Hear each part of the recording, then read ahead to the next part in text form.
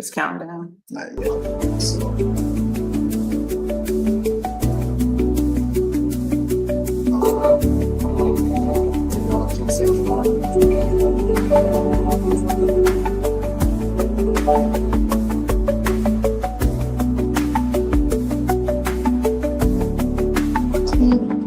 "13, 12, 11, 10, 9, 7, 5, 4, 3, 2, 1.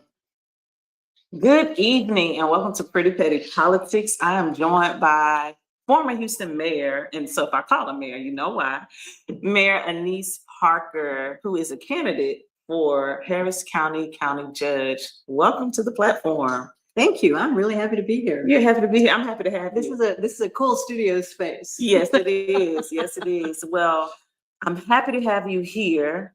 I'm excited to talk to you because you come with so much history about this community.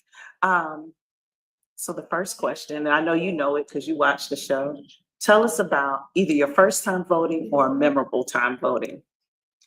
So the first time I voted, I was in college when I turned 18, and my first vote was for Eleanor Tinsley, who was a former Houston City Council member. She beat an incumbent. Eleanor Tinsley was a champion for desegregation. She led the charge as school board member, and then she switched her attention to city council, and she was probably most impactful council member in Houston history, and probably did more to transform the city than most mayors. I mean, no smoking in public buildings. Helmets for kids and if they're on bicycles before it was a thing. Fluoridation in the water. No billboards. I mean, just on and on and on and on. Just an amazing person. But I will tell you that I grew up with parents and grandparents who were just faithful about voting. Mm-hmm. And it's not the same when you go in and you have that little Computer screen. Back in the day when you had the voting booth and you went in and you pull this big lever and the curtains closed, Mm-hmm. and it had weight. And I can remember standing in line to vote with them and then going into the voting booth, and it was like something really important business. Yes. Going on. Yeah. Well, I would say this about machines as a polling location judge. It's quicker to pack up and go than all that. Could you imagine all these people here, the way our population has boomed? So with that, I want to ask you that. How much has the city grown and Harris County grown since you were in the mayor's office about 10 years ago? There was tremendous growth here in the region, and going from the city is about half of the Harris County population. There's 2.3 million people in the city. There's 5 million people in Harris County. There's 2 million people in unincorporated Harris County, not in one of the 34 cities. So if they were to suddenly incorporate, it would be the 5th largest city in America. And my guesstimate is there are about 1 million people in Harris County now who are either not eligible to vote because they weren't old enough, Mm-hmm. or they weren't living here the last time I was on a ballot, which was 12 years ago. So I'm working hard to reintroduce myself to a whole lot of people. But I think it's the 3rd largest county in America. It is bigger Mm-hmm. than 25 states. It's just a huge area with a lot of people and a lot of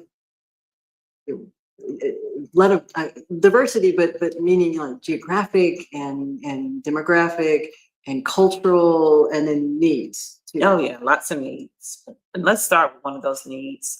We are in basically central Harris County as well as central Houston right now. And there have been a lot of bodies found in our bayous.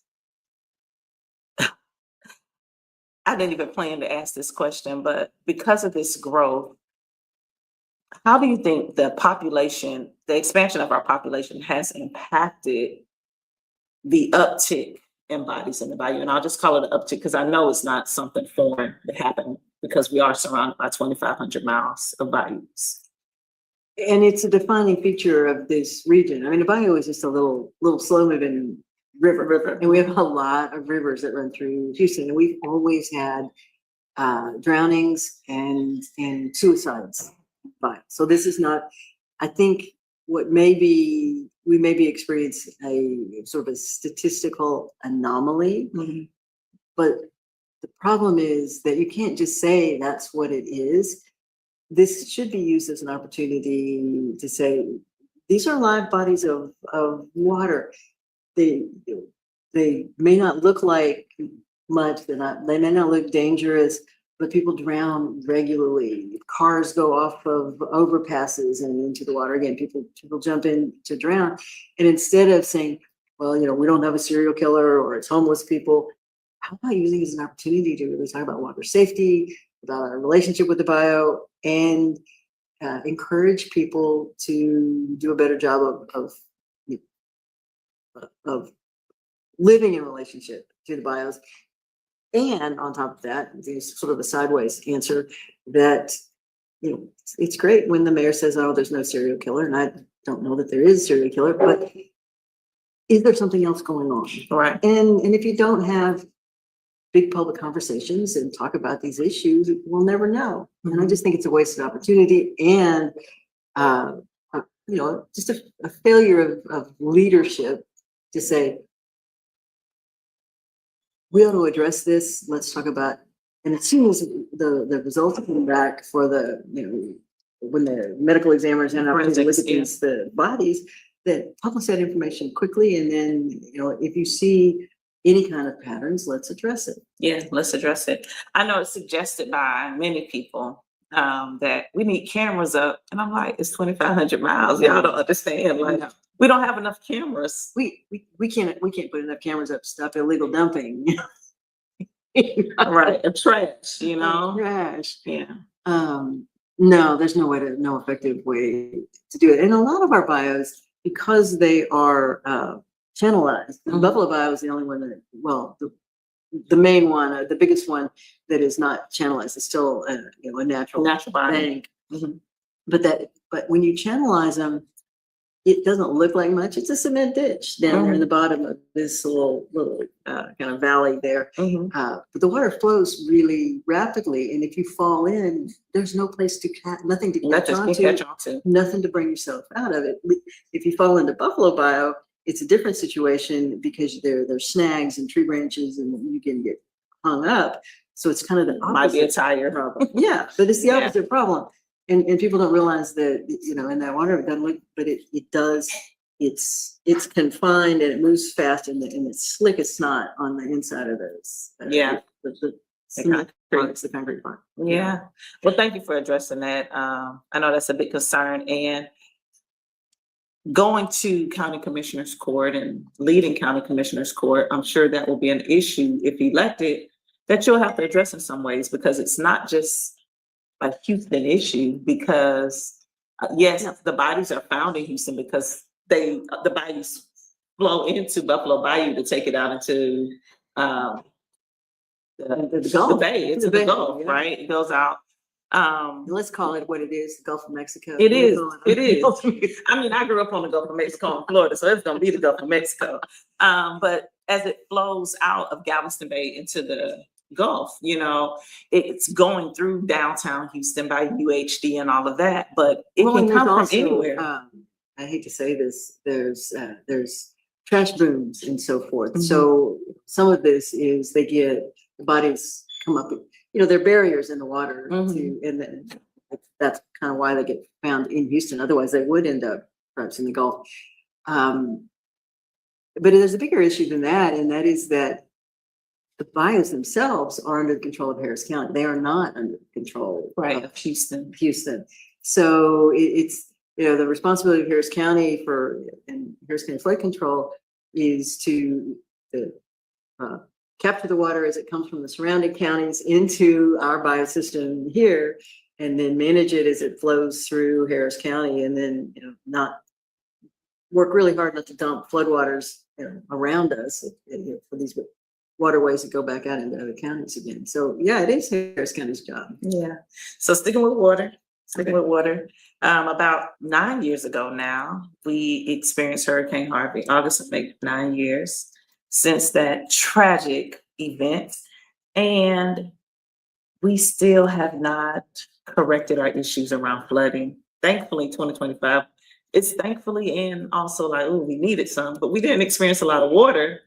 A lot No of rainfall hurricane, no in a hurricane hurricane. in the continental United States, which is just unheard of. Right. And so that might also be a reason why some things were so visible this past year, but also thinking about hurricane season coming up and our history with flooding here. What are some of your goals around addressing flood mitigation? So a couple of different answers. One, Mhm. I keep getting asked, well, how do you prevent the next Harvey? And the answer is you can't prevent the next Harvey. It was the worst rain event in American history. Mhm. And any place on earth will be underwater. Right? I mean, so we can't use that as the benchmark, but we ought to be able to keep, commitment is that you try to keep people's water out of people's houses in a 100-year flood and maybe a 500-year flood. But we're playing catch up because the storms are getting more intense. Rainfall is going up, and it's we get the tropical downburst where it's a small area and it comes down really hard, really fast, and there's just no place for the water to go. The next issue is that Harris County is fully aware of this. Voters gave Harris County $2.5 billion of bond authorization. A bond authorization is just permission to borrow money. Mhm. But so $2.5 billion of borrowing capacity to jumpstart projects. They have another $2.5 billion of additional money identified. So $5 billion worth of projects, and they're getting farther and farther behind. So voters are there. Harris County said, hey, we're going to do this. And then they're beginning to stall out. I think a couple of things happen. One, in order to go to the voters, they made a Christmas list of every possible project, and they, put a price tag on it. And that's how they got up to their $2.5 billion. And then, but they never prioritize those projects. So then you get permission, and then the commissioner's court said, okay, well, which ones do we do first? And they voted that they would prioritize projects where you could leverage the dollars with federal, state, or other jurisdictions. Makes perfect sense. Where your money goes the farthest. And they started down that path. And then, a year or so in, they came back and Commissioner Ellis said, no, we really need to prioritize again, and that should be in communities that have been underinvested or marginalized communities. Both of these are legitimate ways to prioritize, but anytime you start one direction and then you pivot to another, you lose time, you spend some money. But I think the bigger issue, as I look at it, and this is from my experience as mayor of Houston, in order to solve flooding in your neighborhood, I may have to start my project completely on the other side of town. And it's not that I'm not solving your problem, but I have to have a frank conversation. You need to have the public dashboards. You need to show these are the projects that we're going to do to get to this problem. Harris County redid Bray's Bio after Allison when the medical center went underwater. They didn't start at the medical center. The medical center was a problem, but you don't start that. You start upstream, and and you slowly work downstream to the medical center. But if the medical center is saying, "Wait a minute, I don't see any heavy equipment. I don't see anything being done," that's kind of what's happening in some of these communities, and they start agitating. And while we want projects, there's a logical order of the projects, and I think we really need to have a countywide overview and dashboard so everybody can see the order of the project. Everybody can see why they're being done in a particular order. If somebody's being shortchanged, it should be very evident. But if it's your project is the highest priority I have, but I have to do these projects in this order in order to solve it. Let's be frank about it. I mean, voters. My experience in 18 years in office is that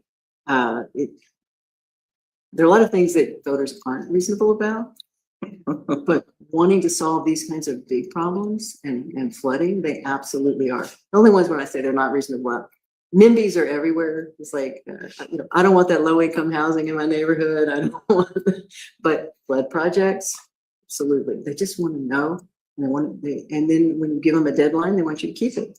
And Yeah. say, don't never lie to them. Yeah, I'm thinking about Harvey because I spent my nights on a dry street during that storm. Besides the rain, we didn't have flooding. I had flooding all around me. I lived off Memorial at the time, and I remember crossing Jackson Hill, that pedestrian bridge, and just watching the Wild River Rapids underneath me and the way that water moves out. And that's when I really took inventory on what happens upstream. So out, what is that?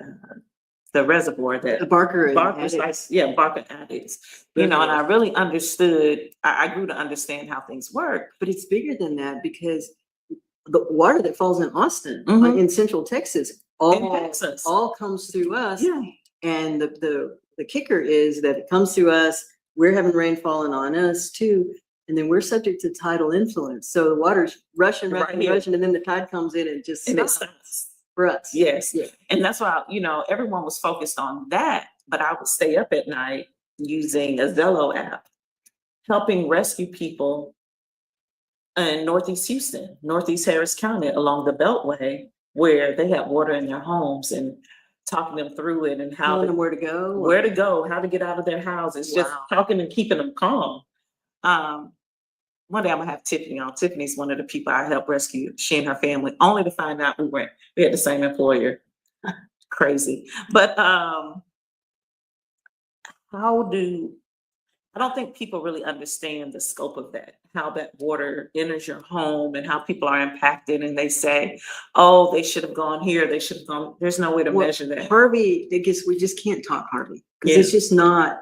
It's not beyond- normal. It's not normal, and it's beyond the scope of really of imagination. But we have a flood in Houston just about every year. Year. Mhm. And again, it's where we built our city and how we're laid out.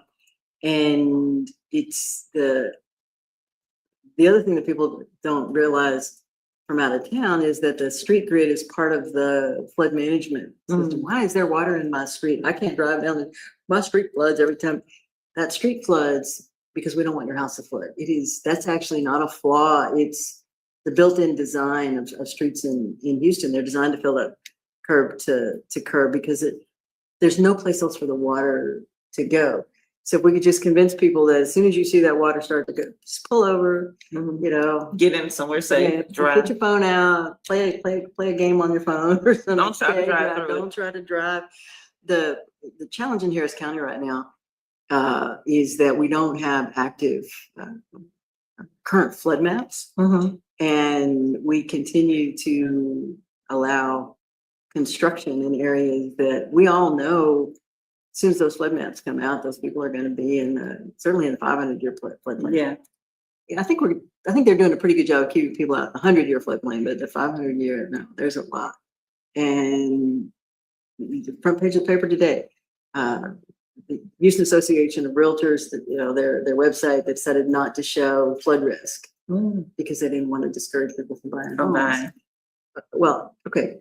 Caveat emptor, I'm definitely going to go look at flood maps before I buy a house. But a lot of a lot of buyers aren't aware, and where do I go to get this information, or even know that they need to think about that. The more information people have to make informed decisions about their lives, the better. We're gonna move away from this water, but I think it's important. How will you get, this is the last question related to water, how will you get that information out to the public? How will they learn from your administration once elected, or if elected, how to prepare to know when they're looking at buying a house, how to do the research? What policies would you implement, or what, I guess, community information resources would you put out there? Anything and everything I can get out. Now at first level, in an emergency situation, it is actually the county judge and the mayor who are making decisions about where evacuations need to be, where warnings need to go out.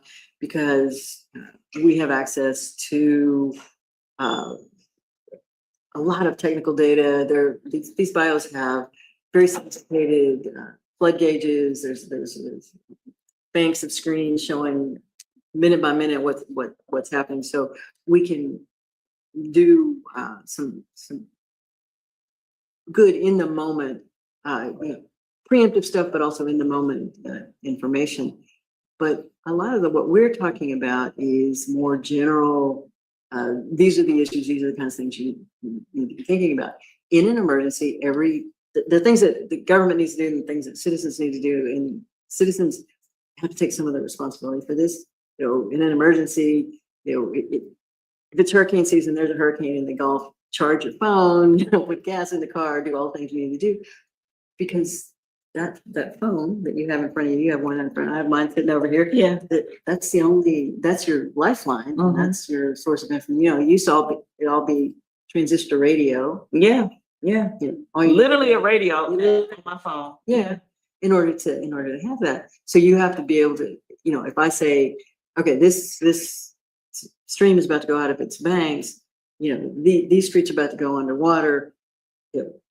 We can't get to you, get to higher ground and wait until rescue comes. And there needs to be a mechanism to say that. The broader answer is that we don't do nearly enough one-on-one communication with voters and communities. And but this also gets pretty discouraging to a public official. You town hall meeting and you show up and there's 3 people in the audience. And when I was mayor, I used to I went to extraordinary lengths to talk to people. So every month I would do something different. So the first month it'd be a teletown hall. Mhm. And that's where you went. Send auto dialing out to get a lot of senior citizens that way. Right. You get auto dialing out and just literally just answer questions. Mhm. Then it would be a web chat the next month. So usually the Chronicle would do it with me. Then the next month it would be 3 minutes with the mayor. And we would block off 3 hours at a library in different parts of town, and just anybody want to come, they get 3 minutes. They would, whatever their problem was, whatever the issue, we try to address it. And then the 4th month, we would do what we called merchant walks, and we pick some kind of marginal area of town and with strip centers, and I would just go in and out of stores, Talking to business owners and managers. managers, and Mhm. barbershops. Mhm. What are they called? They're like, gold, they are. Yeah, I tell people that. beauty salons, not so much. Literally, don't want to talk. Don't talk to me. I'm getting my hair done, girl. I'm gonna talk to you. But yeah, the barbershops, it'd be like half the head, half shaved, and they want a picture.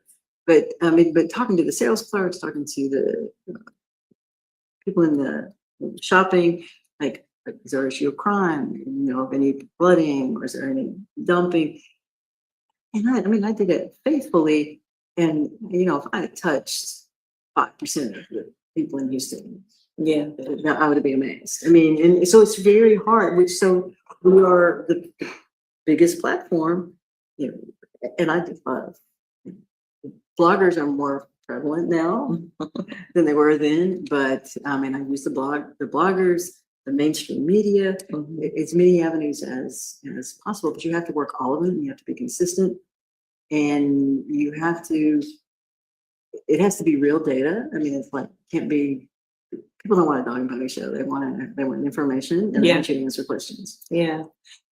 Okay, so got to get into the And go ahead. if I talk too long, you just No, like, you're okay. fine. No, I think this is good though, because these are issues that every household can relate to. Mhm. Every household in Harris County has thought about bodies in the bayou. People have thought about flooding, and we've gotten comfortable because we really haven't had much rain. And so it's out of sight, out of mind. But I remember your last year in office, that spring, we had the tax day. I had the Memorial Day and tax day, I want to say. I had tax day and Turner had Memorial Day. I had one or the other. I can't Okay. remember now, but I had one of the big ones. Yeah. And we lost a life. Yeah. And in fact, you don't know what it feels like sitting. I was in the command center when Houston has the Houston Emergency Center over on North Shepherd, and I'm in the command center looking at these big TV screens and overhead, like helicopters, and I saw the boat go down with the firefighters and the two people who drowned. And there's just nothing, To prepare you for that. and there's nothing you can do. Yeah. Yeah. Yeah. And that would, yeah. Yeah. Okay. So I'm gonna circle back to Okay. some things that happen in the county, but I want to talk about relationships. In leadership and governance, you build relationships. I know in NAACP and a lot of civil rights organizations always say we have no permanent enemies, no permanent friends, or they said the reverse. So you may be in with somebody one moment, out with them. You may have disagreements on governance, on policy. There has been a lot of critique about your former relationship, I would say, with DA Ogg, who's no longer DA Ogg. So it's kind of like we shouldn't talk about this, but people want to hear Oh, sure. hear about it. So, what's your position about Kim Ogg, our former Harris County DA, and I don't know, just I don't even know how to frame the question because she's no longer in office, but people are concerned that you have the same ethics, the same ideology, and you may become another Kim Ogg. And we're going to Okay. hear. So let's start from Kim Ogg was a Republican. Yes, she was. She was a Republican. She ran as a Republican. She changed parties in order to run for district attorney, and the party embraced her. I mean, Kim and I are not besties or anything. I've never, as far as I know, I've never been in her home, Mhm. and I mean, we don't hang out and drink wine together or anything. But I've known her for a very long time, and she was a Republican, and she really didn't. As a lesbian, she was, and we're both of, lesbians of a certain age, so we kind of like run in some circles. Okay. But she felt rejected by her party, and that there was no path for office for her, so she switched parties, and Democrats embraced her. And when she ran for DA, Not this she had- one. okay, but she had almost universal support. She among did. the Democrats. I mean, she crushed the primary. Mhm. We carried her to. I voted for victory. Devin Anderson when they ran the first time. Okay, you voted for the Republican. I did in the And general. I liked Devin. I Anderson. did because I knew what I was getting. Okay. Yeah. And so, but anyway, she crushed it, strong support, and had a lot of was the most progressive DA we had up till that point. And then, near the end of that first term, the relationship with her started to sour. The second, she runs the second time, still huge support, from Democrats. Cleared the primary with 2 opponents, and on to November, and then I think she just kind of lost her mind for that third race. But I will tell you, I was by that point, I was the CEO of LGBT Victory Fund, which is a Washington-based PAC that supports candidates across only LGBT candidates, identity politics, nonpartisan, not very many LGBT Republicans out there, but nonpartisan, every level about all across the country. And I didn't make the endorsement decisions, and when she was my job to help get her reelected because we supported her in her reelection. For that same ballot, I'm supporting Molly Cook, I'm supporting Lauren Ashley Simmons, I'm supporting Jolanda Jones. No one said, are you going to turn into a Jolanda Jones? Are you going to turn into a Molly Cook? They say, are you going to turn into Kim Ogg? To a Kim Ogg. Yeah. Okay, all 3 of those are LGBT elected. I guess because you all are a certain woman of a certain age group, I didn't support her. So, Yeah. And I've never been shy. I never shied away from it. In fact, when they ran the first time with she and Devin, I was like, look, you know what you're going to get with Devin. She's about as moderate as we're going to see in a Certainly Republican. the most moderate Republican you could have. And a stand-up woman. I really like that. Yeah, she disappeared. Devin, come back. Let's talk. No, you should have her come on. I think I will. Her working sobriety. We'll work on that after this. Okay. Yeah. But I think the people want to know, and I will argue that they deserve to know and have that type of confidence in you, because that, for a lot of people that have chimed in, that I've heard that more than I've heard about flooding. I've heard that too, but I'm also that it irks me a little bit too, because I'm not an unknown quantity. I was in office for 18 years. You saw me work. I mean, I'm not any different now. Actually, maybe I'm a little less calm about certain things. I'm more fired up than I was. Okay. But I'm not, politics does not change you. I really don't believe politics change people. I think politics reveals people. Yeah. And I was there long enough. If you thought I did a good job as mayor, I'm not suddenly going to become a different person as county judge. If you didn't like my job as mayor, you're not going to like me as county judge. I can tell you that. It is a very different type of job, and we can talk about why it's so different. But this is it's frustrating because I have a body of work, I have a reputation, and people know me and saw me, and I'm being treated as if I'm like parachuting in from outer space. Okay, This that's fair. race. I do But have, I do think Kim has lost her mind, and the idea that she is positioning herself to be, let's be frank, to be the next U.S. attorney in Texas. They can have a real Republican, not somebody who flip-flop back and forth. Oh, okay, too shy. Let me ask you this. I was watching during the winter storm we had here a couple of weeks ago, the weekend of the 24th, and something that usually never happens here. We had a separate press conference. Oh, yeah, between don't the say county- usually never happened here. That is what is happening now. As a rule between the mayor, when I first announced for this race, I kept hearing, oh, you're going to be another Kim Ogg. Now I'm starting to hear, are you going to be another John Whitmire? That pisses me off just as much as the other. I have a body of work. And Whitmire, I have a good professional working relationship. Again, we're not buddies. I have a good professional relationship with John Whitmire, and he respects me. I respect him. This is beneath the dignity of both offices that they can't be in a room together and conduct themselves through a press conference that's vitally important to our to us. It's a matter of life and death. Yeah. For I mean, he people. likes to bait her, and she rises to the bait every time. County judge, and it is. They need to both grow up. Mm. I mean, it's. From your lips to their ears. I do communicate with the mayor. I don't think I'll be clear. He doesn't listen particularly, but he wants to do the right thing, and he Does he know what the right thing is, though? No, I don't know that any of us always know what the right thing is. You're striving. I have faith that he is always trying to do the right thing. I am surprised at how thin-skinned he is after spending, I spent 18 years in office. He spent 50 years. 50. Yes, 50. 50. And that he's In the state legislature. But the difference is that The governance is different. well, nobody cares. It's like going to Austin's like going to Vegas. What happens in Austin stays in Austin. Nobody knows what you do. When you're mayor, every time you open your mouth, someone's listening and recording and judging, and it's a hard and questioning. And it's a hard transition. But he's very thin-skinned, and it's doesn't serve us well when he won't talk to the Chronicle, when he won't talk to the county judge. Now, I will say that staff to staff, they get it done. They get it done. Yeah. They're the heroes, the people in the background for sure.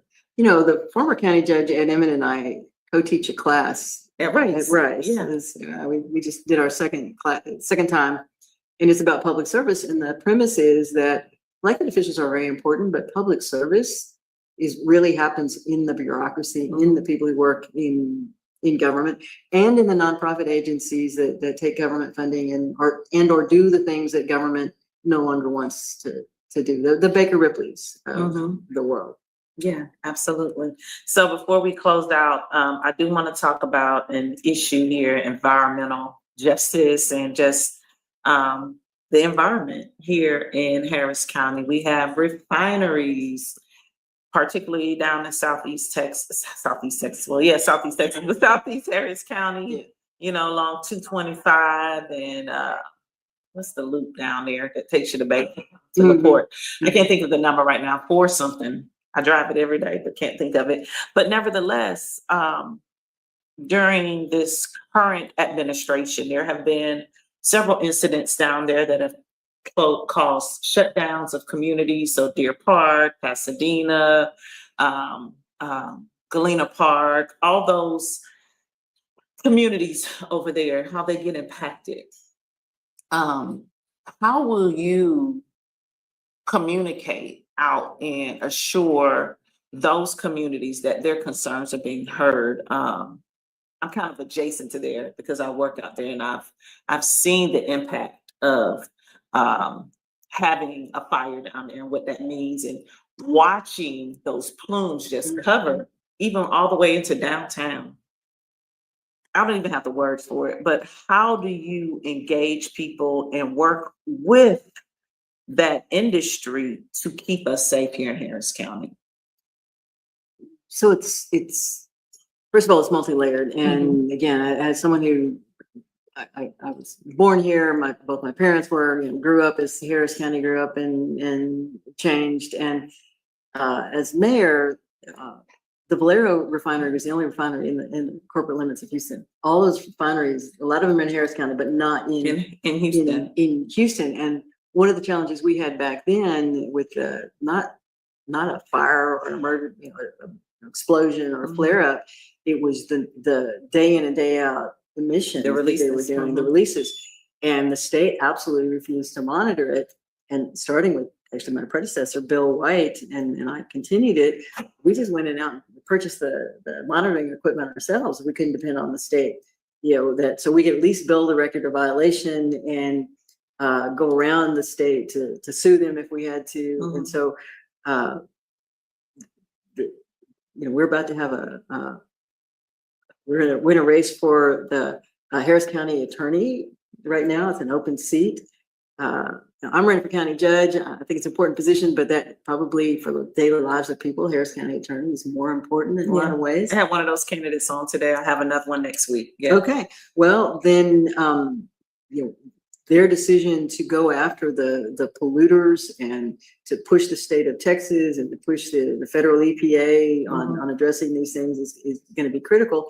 And if we have to do our own legwork to make sure that we have the cases to take, we will do that. In an emergency situation, then the next thing I'm going to say is that it depends on relationships, and you build those relationships first. It is almost impossible to build relationships with your counterparts in government in the middle of the crisis. Yeah, you do it ahead of time. You make sure you know who the players are, who the emergency management coordinator is in every surrounding county. You have the cell phone number for the county judge, and so that you can call them. And there are key response entities up and down the ship channel, and you need to people on your team and you need to be familiar. You need to have visited the area. You need to have an understanding before anything ever happens. That is like a fundamental government 101. You need to do that. And then in the emergency, you have direct on the ground sources, because it's almost as bad to give out bad information as to give out no information. Yeah, absolutely. And so then it's a matter of you have to be available and present. I mean, this is a stupid thing, when you're a mayor and you plan I didn't take vacations when I was mayor, I'm just gonna say, but I did take trade missions, and I'd have to go out of town and so forth. Don't let a hurricane hit. Well, don't let nothing happen. You come back. Like we joke about Ted Cruz getting on a plane to go to Cancun. Every mayor in America, someone's coming to your city, you're getting on the plane to go back, to come back into it, because you need to be there. And for Harris County, the county judge, Loving County has 4 county commissioners and 1 county judge, and I think they have 50 people. Yeah, every county.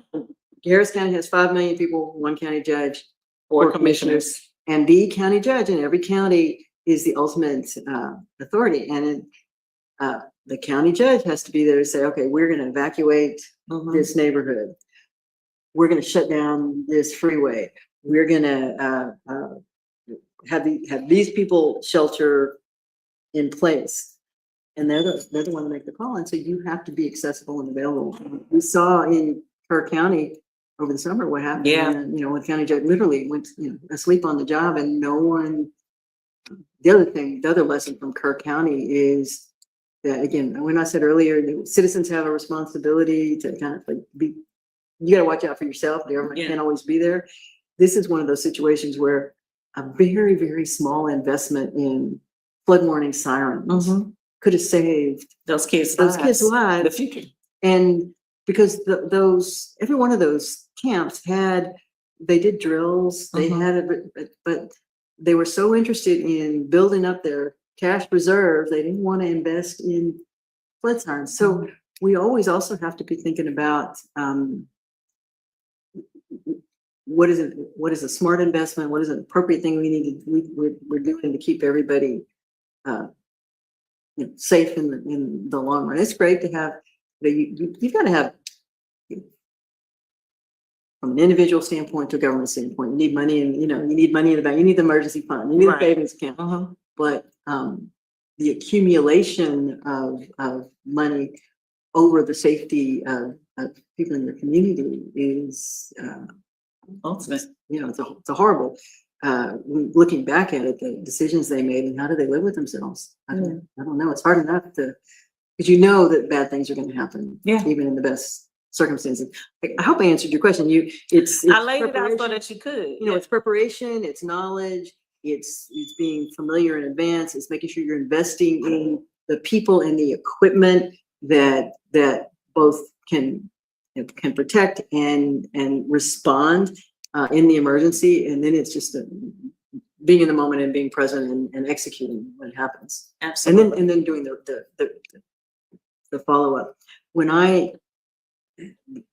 After I left the mayor's office, I went to work for Baker Ripley. I worked for Baker Ripley for 15 months, and I worked through Harvey. And Baker Ripley had the evacuation shelter at NRG. City had one at George R. Brown. The county was at NRG, and Baker Ripley, as a nonprofit, was asked to.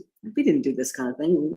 Schools and community centers, and that's like stand up this evacuation shelter, and we managed it within 10 hours to have up and ready to receive people.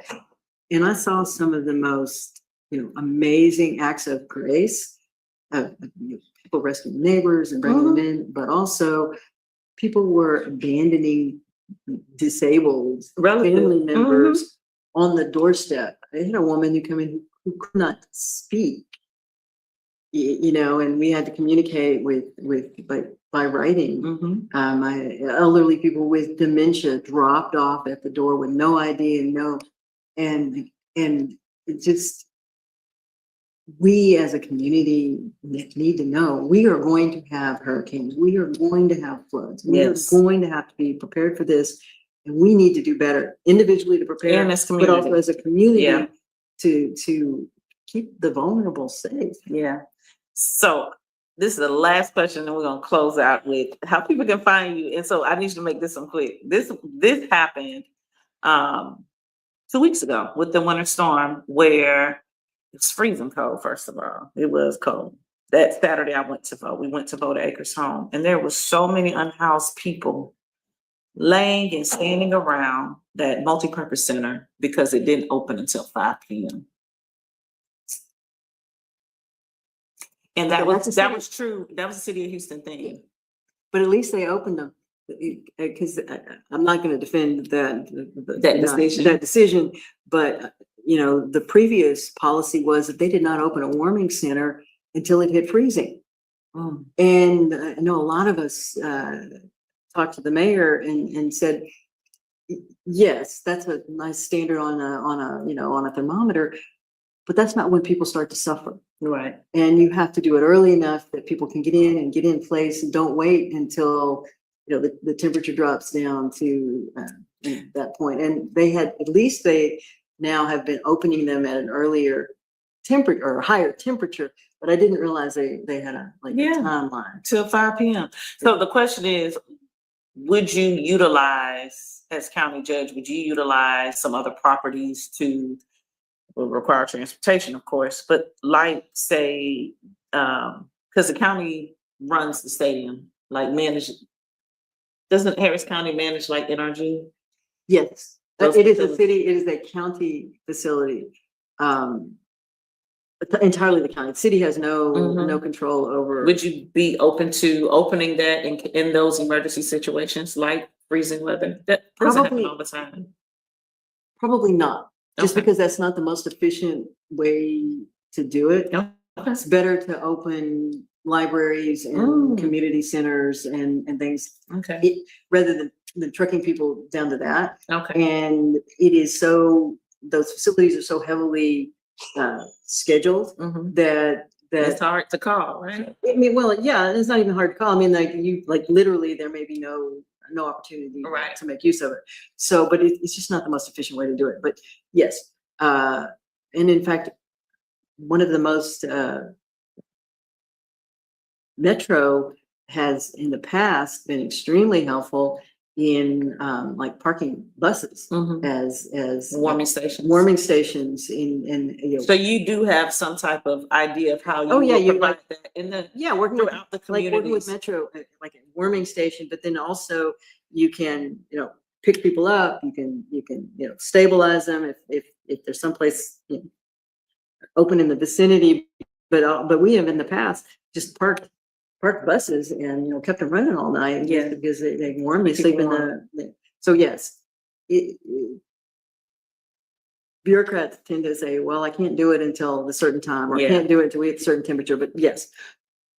Housing and homelessness was one of my big initiatives, and I'm still passionate about it. And that's something I really want to continue to work on. Parks, housing and homelessness, and flooding and drainage. Okay. All right. So, ladies and gentlemen, this is Anise Parker, candidate for Harris County Judge. Where can people learn more about you online? AniseParker.com. There are two N's in Anise, ANNISEPARKER, AniseParker.com. It's not like the herb, it's two N's. And I give out my phone number, 832-642-2589. Do not call me in the middle of the night. It will go to voicemail. She got that D&D like me. I do. But I'm not in office now, but I'll do my absolute best to get you to the right place. All right. Well, thank you for joining us. This was fun. This is fun. Well, we've been planning on this since I think December. I think is when we said we would get you scheduled for, but prior to the primary. So thank you for joining us, and thank you all for tuning in. Join us tomorrow evening at 7:30 for our final show this week. And always check out our schedule. We put that schedule out, that calendar, so you can see who's coming on. Good night.